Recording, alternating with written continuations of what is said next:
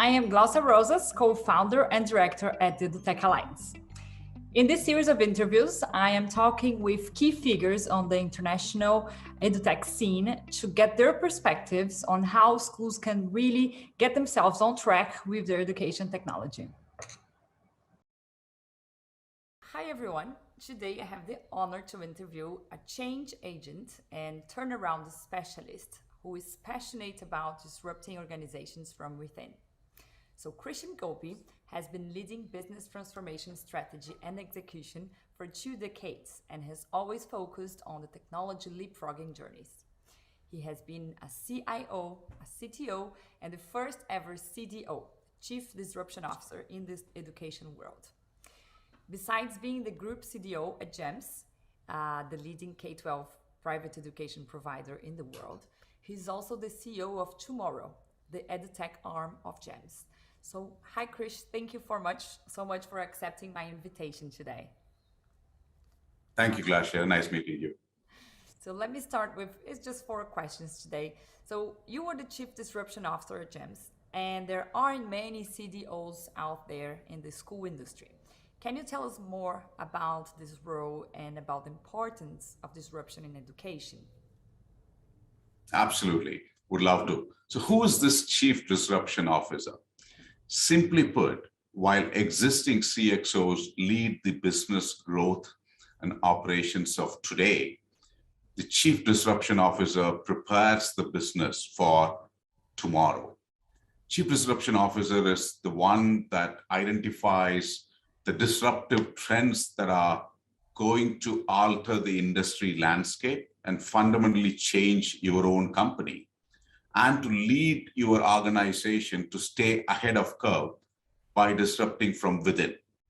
So let's look at few critical mandates a Chief Disruption Officer is supposed to be having, right? Understanding the current maturity levels of the organization, foreseeing the future of the industry and your particular organization, recommending the organization's next act. That could be disrupting within and enhancing your existing business, or carving out a separate business out of your core business, strategizing and agreeing the target state that you want to achieve in the coming years, implementing the agreed disruption roadmap. And above all, the most important thing is to establish an enterprise change management culture.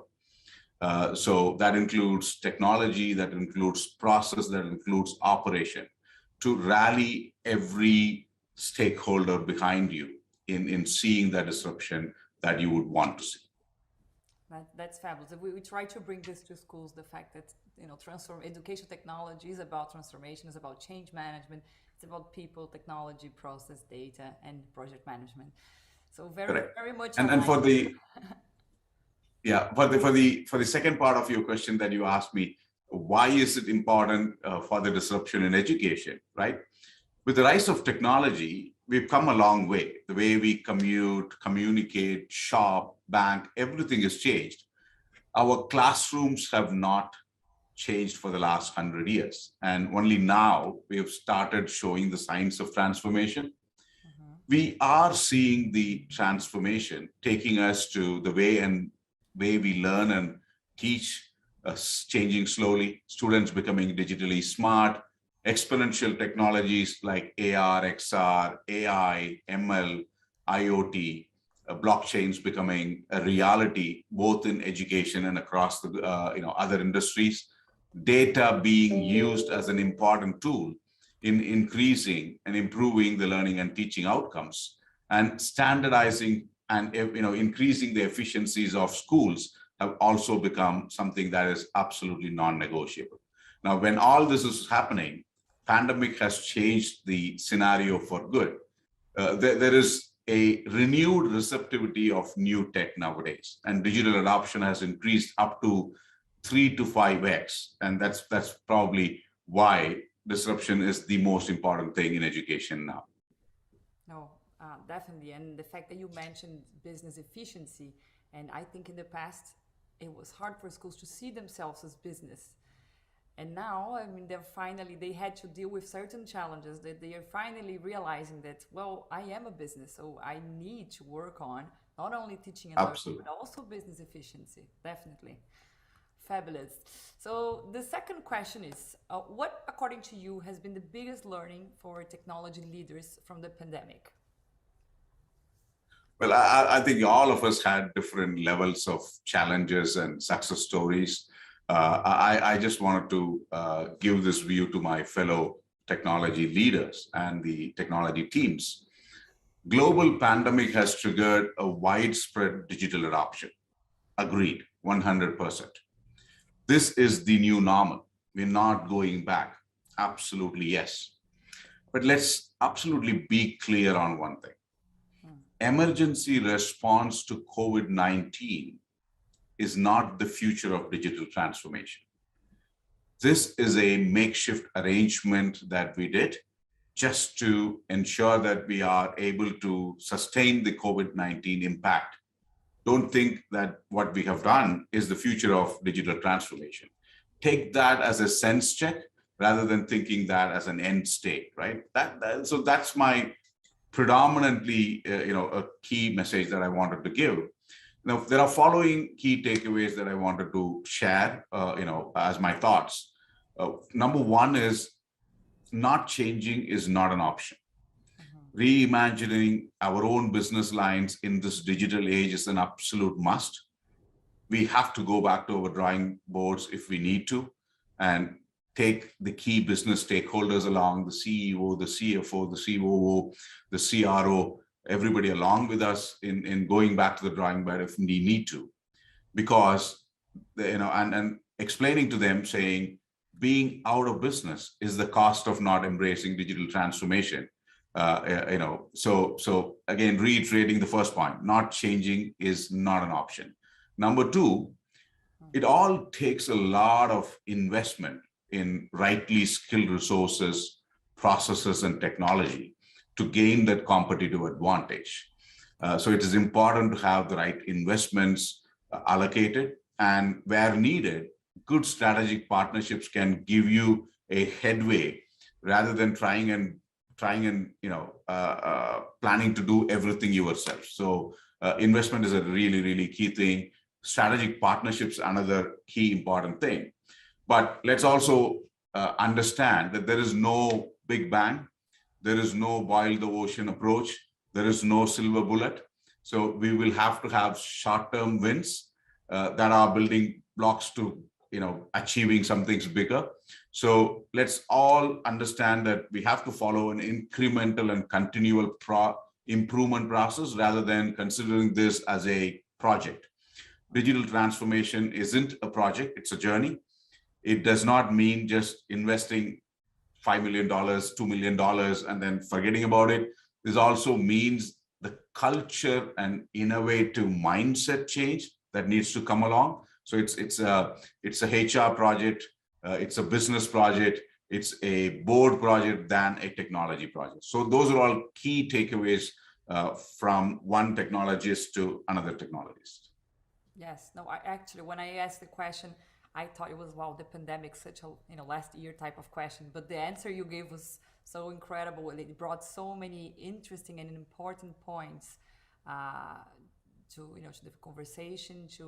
It's going to be super important for heads that will watch this presentation, this interview, and for anyone to understand, even parents who, thought that what happened during the pandemic was actually the future of education, and maybe they what, maybe we should just go back to writing notes down and stuff like that. But it wasn't that, and it's hard when people cannot see, they don't have a vision of what technology can do or bring if well used, if well implemented. Because what we see is a lot of they just bring in technology and plug it in, and it's not going to work in the long run. They're not going to rip the benefits, and then it's where the technology gets to be the enemy instead of there to help. True, Yes. very true. So let's see, the next question is, how do you see the future of education evolving? I think this is the question everyone is like now, okay, if this is not what education is going to look like in the future, the emergency type of education, online education. So what is it that the future holds for us? So one line, right? Super exciting. I think future of education is nothing like what we have ever seen before. Key points are it's going to be hyper personalized. I would have the flexibility of what I want to learn, when I want to learn, where I want to learn, from whom I want to learn. That's going to be a key theme that's going to evolve. It's going to be driven by AI and ML for deeper insights of learning outcomes by enhancing and aiding the teachers with robotic teachers to help concepts and to do revisions, etc. It's going to be administrative bots that will help the back office operations of a school, etc. So it's going to be driven by AI and ML in a greater sense. And it's going to be based on experiential learning. It's about developing knowledge, skills, and values from direct experiences outside a traditional academic setting or from a book, but just by experience. So that's going to be an important key element that will come. It'll also be delivered in mixed reality, immersive experience. Gone are those days where it's going to be one teacher standing and 20 students sitting and learning something like by means of lecture. It's going to be AR and VR, XR and immersive experience that's going to be, where the delivery of lessons are going to be happening. And it will be enabled through IoT, where there will be seamless interaction between humans and machines as much as we can. And it will be centered around credentialed by blockchains of sorts with transparent, secure, time-stamped verification of your achievements, attainments, academic results, etc., that can be used across multiple use cases. Most importantly, the role of teachers will go beyond teaching subject matter to being a facilitator and an advisor, and those mundane job of administration and all these things will go away, and content probably will be more democratized. We won't have multiple curriculums like what we have today. There's tons and tons of curriculum is there. Those will vanish, and there probably will be more collaborative, convergent theme that will go into few common curriculums rather than that many curriculums of today. And I think the most important thing is the line between K-12 and higher ed probably will slowly fade away, and students will be picked up directly for their skills and what they learn, and how fast they have learned it by those innovative companies who would want to come, like the Googles, Apples, Amazons, Facebooks, and Microsofts would probably directly come into a K-12 space, offering things and taking, picking people for employment, rather than traditional K-12 plus 4 years of college, and then you have to educate. Those are all few trends I believe is what's waiting for us in the future. Well, this could be very scary for many people, but I think there's a lot of things around it that at the right time it will make sense. It's we know education goes at a slower pace, but it's inevitable. It can't just detach itself from the rest of the industries. So like it is kind of now, right? You're now also the CEO of Tomorrow, which is the edtech startup that was a spun out of GEMS Education, as I mentioned. So can you tell us about Tomorrow and what it will bring to the market? Absolutely. So there is growing awareness between parents and educators that today's education needs to evolve to meet tomorrow's reality. And everybody is convinced that technology, especially the exponential ones, hold the keys to the future of education. So in spite of being a very crowded marketplace, the edtech realities of traditional brick and mortar schools haven't changed much. There are still spaghetti architecture. There are hundreds of education technology products that are focused on solving one or two maximum problems or a particular curriculum or a particular region. And because of this data sitting in multiple different systems, there are a lot of data silos, allowing you not to be able to consolidate the data or to improve the learning and teaching outcomes. So the need of the hour is an integrated technology solution that can streamline the entire K-12 higher ed and beyond, all the end-to-end processes of it, and to utilize the data to improve learning and teaching outcomes and to provide a seamless experience to all stakeholders. And that's exactly where tomorrow comes in. We're just not a technology startup company. We are an education transformation company born out of 60 plus years of world-class expertise in running the best schools across the globe. And our vision is to make quality education accessible and affordable to every child on the planet, right? So we've been building this platform for a decade now. And during the pandemic, when the whole world was struggling, we were really managing it so well because of the advantage of having our own all-in-one integrated platform, conducting over 28 plus million collective remote learning sessions with 95% of parent satisfaction, 96% of student satisfaction, getting the highest digital maturity rating across all our schools by the regulators across the regions, and achieving the best academic results, despite the challenges that was posed by pandemic. Now, the great thing about our product tomorrow and the systems that we have built is they are designed by educators for educators. And our system is simply focusing on how do we make the students learn better, teachers teach better, and parents become more engaged than ever in the child's learning, and how schools can become more efficient than before. So that's how the whole ethos has been built on, and we've kept the teachers at the heart of our product approach, because though teachers are the core of the whole edtech journey, and we've kept them at the heart of our product approach.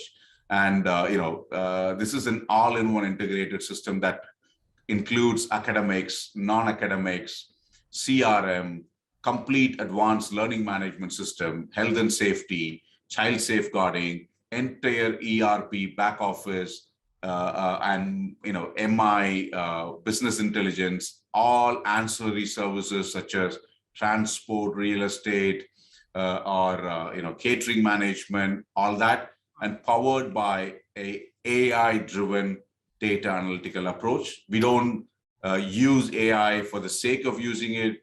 We have advanced AI use cases from predictive analytics to automatic attendance management to having our own AI-powered chatbots that can act as a genie in providing all the information that you would need, both from administrative and from a parent query perspective.